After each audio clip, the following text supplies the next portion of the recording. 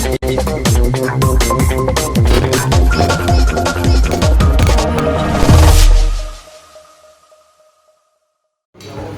ba Indodi Sport sangwa ikaze turi muri Sikapi Dar es Salaam aho mu guserukira gihugu uri kurafungurira muri kano kanya mu kurindira ko ku munsi w'ejo bazotana mu mitwe n'umugwi wa Tanzania.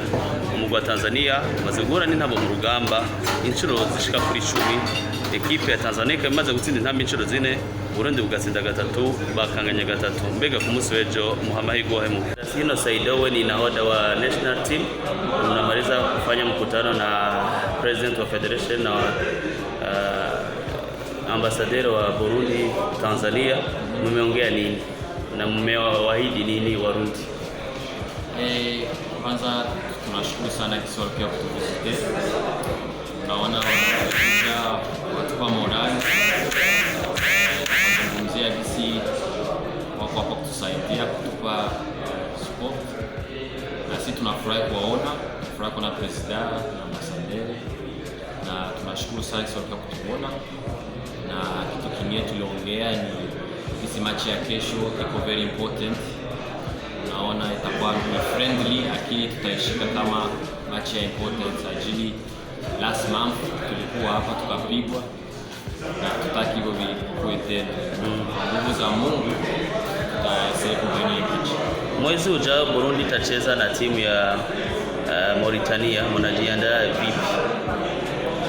Ndio maana hii match ya kesho itakuwa important ajili tutajiprepare kwanza. Ça fait longtemps après Covid, si wote tulikuwa kwa inchi different.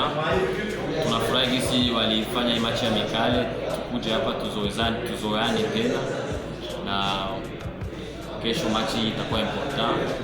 Mungu akisaidia tutafunga, na hiyo itatuprepare bien match za qualification mu November. Tunashukuru sana Indodi TV. Thank you Indodi TV. Jimmy Ndayizeye umenyereza wo mu guserukira gihugu waje hano muri Tanzania. Mbega mwiteguriye gute urukino rwo ku munsi w'ejo muzohuramo na Tanzania? Twiteguye neza, abakinyi bose bameze neza, bose barashoboye gushika ngaha aho kiyatashoboye kuboneka ni Fiston Turazake kubera tubiye itashoboye kumurekura. Gushika kuri nusa abakinyi bameze neza, twakoze na entraînement ya nyuma uno munsi dutegura urukino rw'ejo, kandi turizeye ko tuzoshobora ibishoboka byose kugira dushobore gutahukana intsinzi. Abakinyi bose nta numwe agwaye. Gushika kuri no segonde abakinyi bose bameze neza, nta numwe agwaye. Ekipe ya Tanzania ni ekipe tuzi ko imaze igihe imenyeranye, mwarakurikiranye amakuru yayo?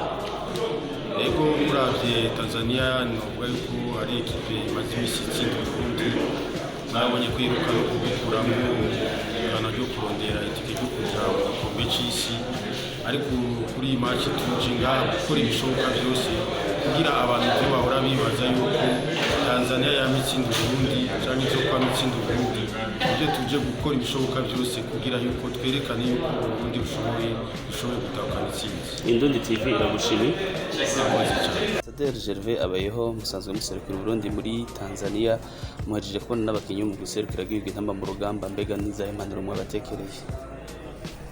Impanuro twabatekereye nuko urukino rukina bafise mu mutima yuko ari urukino rwa kivandimwe, ari urukino bakinye n'igihugu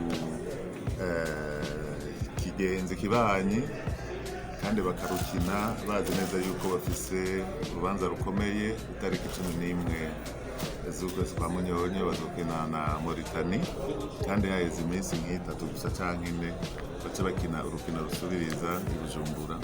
Twababwiye rero yuko uri urukino rwo gutegura mugabo urukino rw'ihiganwa rikomeye rizotuma baja mu gice ca nyuma c'imigwi iseruka ibihugu byabo muri Afrika. Ariko rukino tubona rukomeye cyane, hariho no gukina bazi neza yuko amagara yabo ari bayashyira imbere kugira ngo ntibahave bavunika cyane ngo baruhe gose bitume batazoshobora kumbure gukina izo nkino zikomeye cyane. Yego, Indodi TV hamwe na Radio Buja FM arabashimiye. Murakoze cyane.